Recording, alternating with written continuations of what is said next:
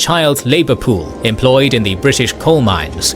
Children worked between 11 and 18 hours in coal mines daily, since their size allowed them to pass through smaller spaces infested with rats. Whoa! In 1838, are 10 events that define the Victorian era.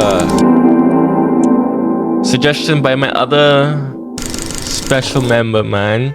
Appreciate the Victorian you for era membership, is man. arguably the most underrated chapter of history, despite featuring more I disagree with that. Who says that the Victorian era is the most underrated piece of history? No way. Absolutely not. The video just began. And you're making me talk already. Absolutely not. Do you guys agree with that? I don't think so. Everybody knows about the Victorian era. The Victorian era is probably one of the most known events in history. No. change and progress than any other period except the modern era. Between the Napoleonic and World Wars, mankind reinvented itself, discovered and questioned the laws of science and government while looking inward. Those who were willing to adapt to this new world reaped benefits on an industrial scale, while those who resisted change were swept away. So let's dive in with this list of 10 events that defined this fascinating era.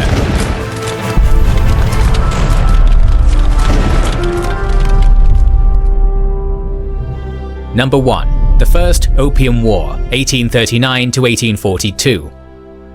We begin with the event that would set the stage for the era, a war that saw the British Empire clash with Qing China.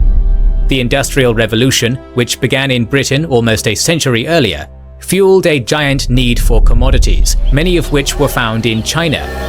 By the 19th century, Europe made numerous discoveries, reigniting the love for astronomy, archaeology, literature, music, fashion, chemistry, alchemy, the occult, and so much more. Efficiency and profit were paramount, as the positive feedback loop, accelerated by the reinvention of cement, glass making, road building, steel manufacturing, and most of all the steam engine, drove the demand for goods from across the globe. Social status was defined by consumerism and the display of luxury goods, and China was the main exporter of some of the most desired commodities, such as silk, tea, and porcelain. To balance its trade deficit, Britain sold large quantities of opium, but when the narcotics were banned by the Chinese government, war erupted. The Mighty Dragon, which was one of the biggest economic powerhouses of the world at the time, but was technologically backward, was humiliated and forced to open its ports and cede the island of Hong Kong, beginning what is now known as the Century of Humiliation. Within 60 years, China would have to deal with the Taiping, Nian, and Du Wenshu rebellions, the Second Opium War, the Dungan Revolts, and the Boxer Rebellion, which ravaged the country and cost millions of lives, as the state struggled to reform. During the same period, the Spanish and Ottoman empires suffered similar fates, creating a trend and vastly readjusting the global power balance. Okay, so we still have a bit here to talk about. Okay, but I will say some stuff because I was just letting the video play. Because sometimes people are like, "Oh, just let the video play a bit before you say something." I'm like, "Okay, whatever." Yeah, the Opium Wars is one of those wars where, yeah, it was disgusting. I don't know how else to put it on Britain's part. I mean, come on, making the whole population get addicted to freaking narcotics just so you could profit from it. I mean, that was just so, there's no defending that at all. Ugh. The Opium Wars really does put a bad taste in my mouth. Like, absolutely, just, like, really, Britain, like, no morals. But then again, this is the same British Empire that willfully went and, you know, did slavery and all that a good couple years back, right? Couple decades back, right? Up to this point, I was still essentially doing slavery in different forms at this point. But I don't know, man. The Opium Wars to me, I mean, the transatlantic slave trade was disgusting too, but the Opium Wars was, just personally speaking, at this point, in terms of the British Empire, it's just one of those things where it's like, how could the British Empire do that? It really does put a nasty taste in my mouth. It really does. I'm disgusted by it. I'm disgusted by Britain for doing that just for the sake of profit. That's so ugh. Number 2. The Mines Act of 1842. The booming free market economy drove scientific innovation as mankind gazed upwards at a blackened sky and moved into the cities, searching for opportunities within factories. The numerous inventions and regime changes would seem unrecognizable to the previous generation, but for all of its splendor and progress, there was also a world of misery, built on the backbone of lower classes with next to no social mobility, forced to live in terrible conditions. Automation cost millions of agricultural jobs and drove people to the urban factories. To illustrate these circumstances, we need only look at the vast child labour pool employed in the British coal mines. Children worked between 11 and 18 hours in coal mines daily, since their size allowed them to pass through smaller spaces, infested with rats. Whoa! In 1838, a storm in Barnsley caused a stream to flood a shaft, drowning 26 children, 11 girls aged from 8 to 16, and 15 boys between 9 and 12. Holy, what the? Look, I was aware of Britain using child labor, but what the hell? I didn't know it was that bad. Like, I knew that the child labor was already inhumane on itself, but I did not know it was that bad. Holy, bro. Okay. Yeah, and this is another thing, right? Everyone suffered under the British Empire. Guys, yesterday I was just arguing for comment on my American Revolution, my Epic History TV reaction, which, funny enough, they actually dropped a video on China, which I'm going to react to soon. But I'm like, nah, I got some suggestions that I need to do first, and then I'll do that. But anyways, stay with me here, okay? People don't seem to understand that, like, people have this idea that black people just had it worse than white people in the British Empire, and that, oh, it was a whole racial thing. No, that's not the case. Okay, I'm glad Kings and Generals actually went into details upon this, because this is what I've been saying forever, right? I've been saying, like, everyone equally suffered under the British Empire. The British Empire was just an empire ran by rich people, rich elites dominating the lower class. And everything that Kings and Generals just pointed out proves my point. You had no mobility whatsoever, and your working conditions sucked.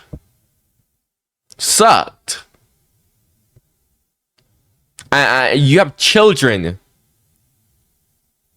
that are freaking laboring in, bro, my man.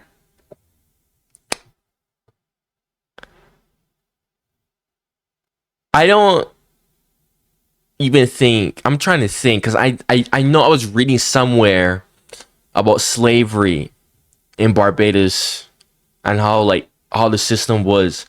I think this was like after, I think this was during slavery. I could be wrong about this. If I am wrong, I'll correct myself in the future. But I'm pretty sure that the kids wouldn't be put to work like those heavy duty labor jobs, right? Like children that were born as slaves, right? Like, they would have to grow up first before they worked, at least. But this is just No, no, you're fed to the wolves, right? And I'm looking at this, and again, stay with me here. I'm gonna ask a very good question right now. Do you think that these conditions right here, because I knew the Victoria era wasn't sunshine and rainbow, I knew about these conditions beforehand, but do you think that these conditions were comparable to chattel slavery? Right? Think about it first. Just think about it. Like, actually sit down. Just get rid of all of that propaganda, right? Get rid of all that propaganda that you hear about slavery, people over exaggerating many aspects about slavery. Like, objectively speaking, right? Because I talked about slavery too many times at this point, right? I highlighted, at least in my country anyways, the conditions of slaves, right? At this point, I don't really feel like repeating myself, but I'm just going to summarize it, because in my personal opinion, I think that the conditions in this era, really and truly, were more or less the same as what slaves had to deal with, right? These people were basically suffering the same thing, right? What Kingston Generals just said just kind of proves that point. The only difference is that slaves could be punished. That's the only difference, right? That's the only thing that I see that's really and truly different. Everything else that I see right here is the same. The same. In terms of level of treatment, in terms of quality of life, the same. It all seems the same. So whenever I see these people in my comments who think that, oh, these British people, these white British people were, just living so great. Yeah. If you're rich already, even then there were rich black people too, the free people of color, right? Who usually had skin tone like mine, or much more lighter skin tones, that were extremely wealthy. Yeah, you are living great. But what if you didn't have any money? Well, your life is trash. White, if you're white, well, you're probably working in some horrid industrial complex. If you're black, you're probably a slave. The living conditions are essentially the same. Maybe a bit better in the industrial complex. Maybe a bit better if I want to play devil's advocate. But seriously, think about that. And answer my question in the comments, right? Like, do you think that slavery and the work life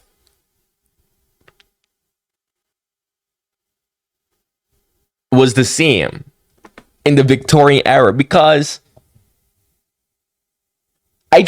when I first heard about the Victorian era, and I first heard about these horrible conditions, right? And I'm gonna unpause soon, but I really want you to genuinely think about that for a second, right?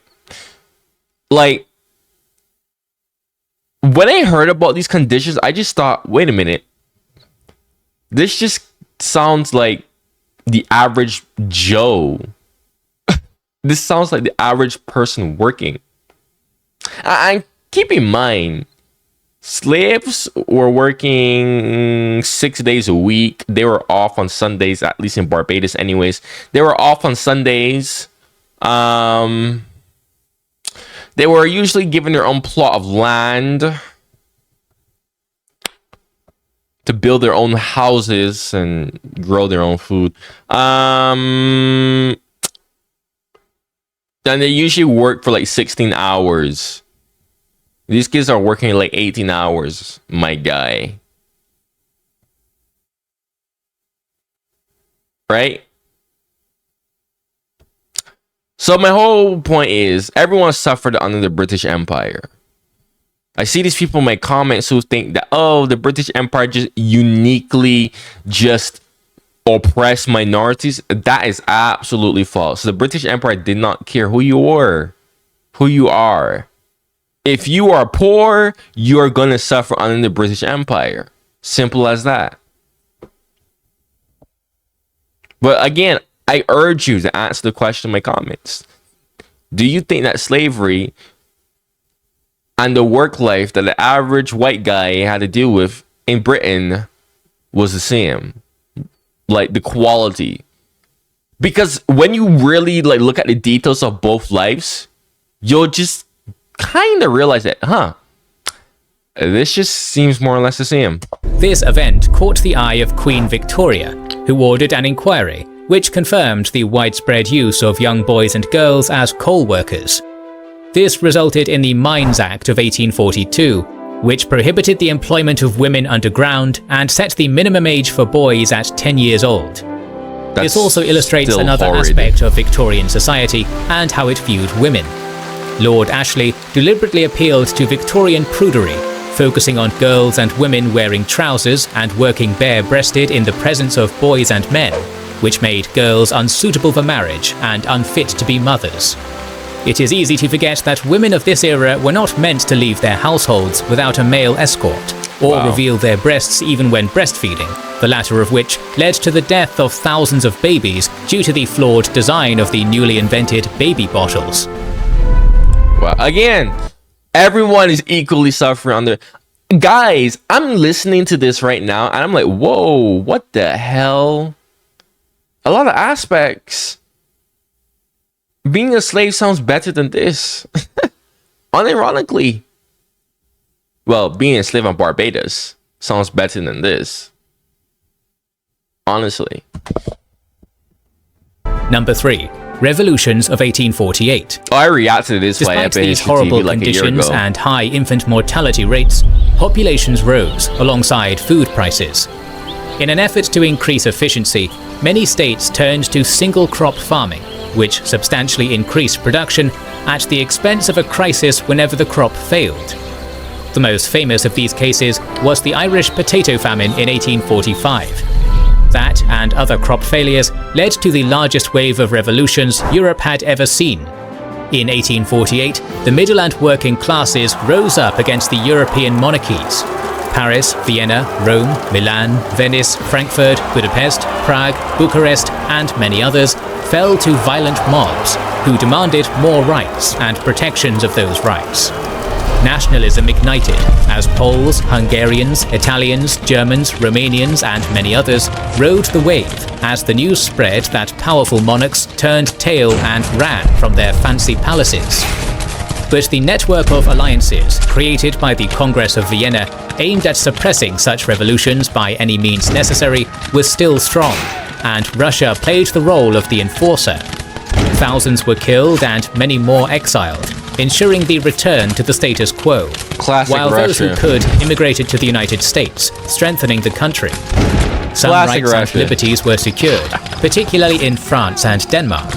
But once these ideas were out of the bottle, there... You know, it's hilarious because when you're a pro-Russia person and you make these jokes that sound anti-Russia, it's kind of an oxymoron joke. There was no real return. Within the next 25 years, most of the ideas the revolutionists of 1848 fought for would be achieved, and the Communist Manifesto written that same year by Karl Marx would eventually become the most influential piece of literature of the 19th and 20th centuries. Oh wow, I didn't even know that's when Karl Marx wrote that. Number 4. Unifications of Italy and Germany, 1848 to 1871. The unification of both Italy and Germany initially failed during the wave of revolutions, but that failure taught a valuable lesson. Unity could only be achieved by blood and iron. The ideas of nationalism persisted, but the idealism that came with it was replaced by pragmatic realpolitik. At the time, both nations were incredibly decentralized and stuck between larger empires that had been centralizing for centuries. Great Britain, Russia, France, Spain, and Austria could easily exert power over the young would-be nations politically, economically, and even culturally. Nationalism gave the spark that was able to bring together millions of people, but it would take the genius of men like Cavour, Garibaldi, Bismarck, and Moltke to direct it and the interests of the greater powers towards unification. This was a long and complicated game of chess, which ended up with two new nations victorious over France and Austria, changing the balance of power in Europe and beyond. Number 5. The Crimean War, 1854 to 1856. Oh yeah, the big one. The nephew of Napoleon Bonaparte, Napoleon III, was elected as president amidst the turmoil of the 1848 revolution, but proclaimed himself as Emperor of the French only 4 years later. His goal was to return France to its former glory, and domestically he enacted great reforms that modernized the country. Internationally, Napoleon III was such an underrated emperor. People overlook this guy because of his freaking failures militarily, but honestly, domestically speaking, this guy was actually so good for France. He positioned himself as the defender of Christendom, and to that end, defended the Papal States against Italian revolutionaries. Around this time, the Ottoman Empire, which had once threatened the whole of Europe, couldn't even fight off Egypt and had to be saved by Russia and the West. As a result, their markets were opened and invited the interests of the great powers. In a show of dominance, Napoleon III asserted himself over the churches in Palestine, taking the role of protector of its Christian populace from Russia. When Russia invaded the Ottomans yet again, it found itself attacked by an alliance of French, Ottoman, British, and Sardinian armies. The industry had adapted to the new era, but the militaries of every nation involved soon realized they were outdated in every way imaginable. Ironclad ships decimated entire fleets, cavalry charged into certain death, and cholera claimed far more lives than gunpowder. Russia was isolated diplomatically, and this war also showed the technological and economic weakness of Russia. After the war, Alexander II abolished serfdom to improve the mobilization base, and went on a spree of other reforms. Britain, who also noted... So you're telling me that the reason why Russia abolished serfdom wasn't even for like moral reasons, or it was just so that they can mobilize more troops faster for war? Its problems in its military removed the sale of officer commissions, while other countries recognized the benefits of trench warfare and blind artillery fire, as well as the need for better field medicine. Number 6. The American Civil War, 1861 to 1865. Oh yeah. The 19th century saw the complete transformation of the United States. Manifest destiny was adopted after the massive expansion west at the expense of Spain and the First Nations. Yeah, and he also is overlooking the fact that America literally ethnically cleansed and arguably genocided all the Native Americans.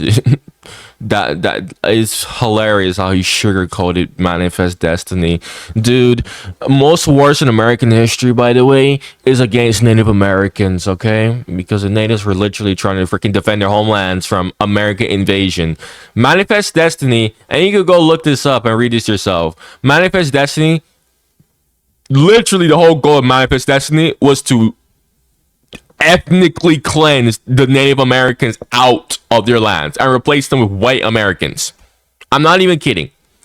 Everybody overlooks that. Everyone you will see so many, even Americans do this. They love to complain about, oh, this country is doing this country is doing that, this country is doing the next, and blah blah blah blah blah blah. Go complain about yours, man. America has done so much wrong, and this is literally just the beginning of it. Created new states, which upset the balance between the states that allowed slavery and those that didn't. A massive amount of settlers moved into these states that were allowed to vote on what kind of state they wanted to be, which eventually led to violence. The Confederate states of the South had a much smaller population and were not nearly as industrialized as the Northern Union states. Despite starting the war, the South was on the defensive, and only thanks to high morale and experienced generals like Robert E. Lee were they able to prolong the war, making it the most deadly conflict in US history.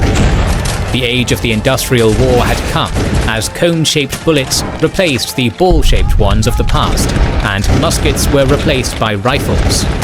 Railways started playing a crucial role in logistics and mobilization. However, outdated strategies saw thousands of soldiers march into landmines and Gatling gunfire. But yet again, disease and wound management were the biggest killers. Both sides lost twice as many soldiers to illness and infection, as outdated or lack of field medicine failed to keep up with the rising number of soldiers quickly being deployed with the use of railways. Latrines were not separated from the camp, amputation mortality was as high as 80%, and by the end, the United States was profoundly changed. The Victorious Union abolished slavery and entered the Reconstruction era. Bro, because I always would see those amputation, like, oh, we need to amputate this guy. And I always used to wonder, yo, they don't got the technology to, like, you know, do that properly, and, you know, like, it would be very untidy to do. Like, you're literally cutting his leg off. I'm like, I know they don't have the technology to do this the way it's supposed to. Like, what was the mortality rate of that? Right? Well, that answers my question. Literally taking a freaking big saw and just essentially sawing someone's leg away. You're not surviving that. How in the hell did anyone even 20%? That's impressive, bro. Number 7, what do you think about it? Theory, 1861. The past 2 centuries are marked by innovation and scientific development, which makes it easy to forget that progress is not a straight line. Science had several setbacks after the fall of Assyria and Egypt, but the most notable one came with the fall of Rome. The early Roman Empire improved many aspects of human life, including medicine. Writing manuscripts that described surgical operations mankind didn't perform again until the late 19th century. Damn. The Victorian era saw life expectancy break the Roman record for the first time. Thousands of diseases were discovered, surgical tools were sterilized, anesthesia was discovered, epidemics averted, vaccines were created. And you want to know how they discover anesthetic? Yeah. All those live human test subjects, all those poor souls, those... At least their sacrifice wasn't in vain. Honestly, man. And in 1861, Louis Pasteur's germ theory revolutionized the world. Thanks to his work, as well as that of Joseph Lister, John Snow, Robert Liston, Nicolas Prigov, Florence Nightingale, Robert Koch, and many others, humanity made more progress in medical technologies in 50 years than in the last millennium. The population skyrocketed as a result of the improved general health, prevention, and treatments that were developed throughout the world. As a result, the Russo-Japanese War of 1904 became the first modern war, where more soldiers lost their lives to combat rather than disease. Oh, hey. That is actually something I did not know. Wow, that's very striking. At the end of the day, it's funny because if you're a Christian, you should know this. You know, the word of God literally does state that when God is ready, he allows for us as a society to advance when he thinks that we're ready for it. So the past millennia, well, God was like, no, not yet. Now he just decided, all right, reveal the knowledge to them. Honestly, in my personal opinion, most people act the same. But I feel like God kind of just sends people with like high IQ because he realizes like, oh damn, these people aren't gonna go anywhere if they all just have the same normal average IQ. All right, I'm gonna have to create a few people with high IQs because guys, think about it, right? Who's the one that usually changes the world, revolutionizes the world? It's usually people with high IQs. It's not average people. And newsflash, most people, vast majority of people are average, right? If we had no people with high IQs, guys, we probably would still be living in Stone Ages, caveman times. And that might sound absurd, but just sit down and think about that for a second. It's usually just a few select people who are intelligent enough to change things that actually propel society forward. So, whenever God is ready to freaking get a cure for a disease or something, he's like, all right, I'm going to send this person down, give him a bit of a higher IQ so that he can go cure this. I don't know, man. That's just a opinionated stuff right there. I'm not saying that as factual, because there's times where I would say something where it's clearly opinionated and people would take it way too seriously in my comments. Like, bro, like, it's just an opinion. I'm not stating it as a fact. When I am stating something as a fact, I will clearly say I'm stating it as a fact. Let's continue though. Number 8. The Meiji Restoration, 1868. Oh, this is a big deal? In 1854, Commodore Matthew Perry used gunboat diplomacy to open up the isolationist Tokugawa shogunate. Coupled with the outrage at the British intervention in China, the Japanese nobility grew discontent with the passive government and decided to take action into their own hands. The ensuing Boshin War divided Japan in two, as the imperial faction fought for control against the shogunate. Yet again, we see the impacts of the Industrial Revolution, as the imperial faction, using modern weaponry, decimated the samurai and ushered in a new era in the region. Bro, what were these people The social thinking? structure was reshaped, railways were built, foreign advisors were hired, and the seeds were planted for a whole new identity based on nationality. Education emphasized Japanese culture and standardized the language, blending Western elements with traditional values, a blend that was also seen in art and architecture. The process of modernization and centralization was particularly powerful in the military, where conscripts replaced the outdated samurai and even defeated them in the Satsuma Rebellion of 1877. Only 2 decades later, the imperialism of the West began competing with the rediscovered Japanese imperialism, which swept across the Pacific Ocean and humbled both China and Russia. Number 9. 1869. Trans-Pacific Railway and Suez Canal open. By the mid-19th century, the world repeated the benefits of the First Industrial Revolution, which changed every aspect of society. But in 1870, the Second Industrial Revolution kicked in. This coincided with the opening of the Trans-Pacific Railway in the United States and the Suez Canal in Egypt, 2 giant infrastructural projects which ushered in a new era of globalization. The scale of production once again multiplied, but while the first revolution was all about textiles, steam power and iron, the second was centered around electricity, petroleum and steel.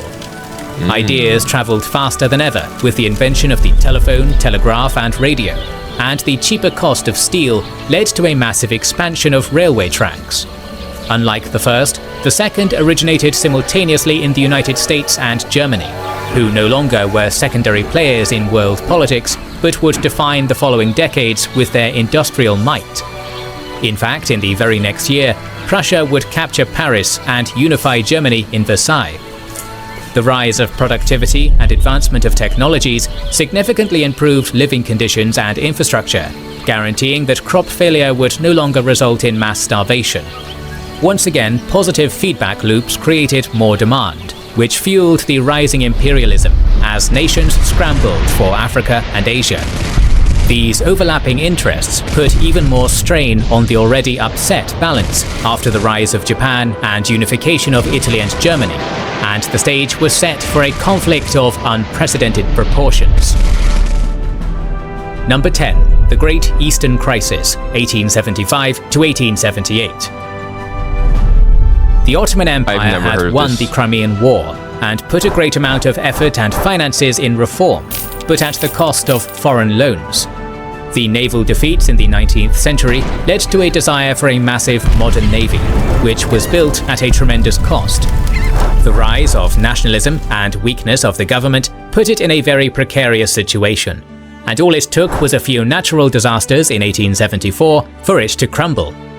The increase in taxes caused two large-scale rebellions in Herzegovina and Bulgaria. The April Uprising in Bulgaria was a well-organized rebellion, featuring guerrilla warfare by bands of revolutionaries who were highly motivated. The Ottoman response was swift and ruthless, as the Sultan sent out irregular troops to violently suppress the rebels. Despite their best efforts to reform, rebellions were springing up in every corner of the empire that had already lost parts of Greece and autonomy in Serbia and Egypt, and it was time to send a message to dissuade future rebellions. Within a month, the Bulgarian uprising was put down, with thousands dead. The massacre of Batek, a village aiding the rebels, became particularly infamous, with news of the atrocities spreading throughout the world thanks to the advent of the earlier mentioned inventions as well as photography. Darwin, Oscar Wilde, Hugo, Dostoevsky and Garibaldi were among the many who spoke out against the poor. I've heard this in my Kraut Hittite to Ataturk reaction. Mostly Turkish people watch that, not really like Eurocentric people. That's why I didn't really like say anything to it. Yeah, I did hear about that through there already. So, but the biggest response of all was in Russia. Patriotism engulfed the nation, and in 1877, Russia stampeded through the Balkans, reaching Constantinople in under a year with the aid of Bulgarian, Serbian, and Romanian volunteers. Wow. Under any other circumstances, the thing is like, I was so shocked when I reacted to this the first time. When I first heard of this, I was so freaking horrified, actually. There's no other way to put it. And, I had plenty of Turkish people say, oh, but, these other places would do the same thing, whenever the roles were reversed. And, yeah.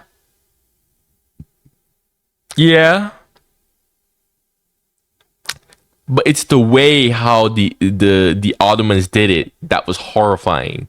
That just makes you have to stop and be like, yo, chill out, man. Like, whoa. You know what I mean? Like, damn, bro. It was just so gruesome that it's just like, damn. Let's unpause. The great powers would have intervened, but the public outcry, particularly in Great Britain, prevented them from taking any aggressive action. When the dust settled, the Treaty of San Stefano was signed in 1878, with the Ottomans ceding a huge amount of land to Serbia, Montenegro, but most of all Bulgaria.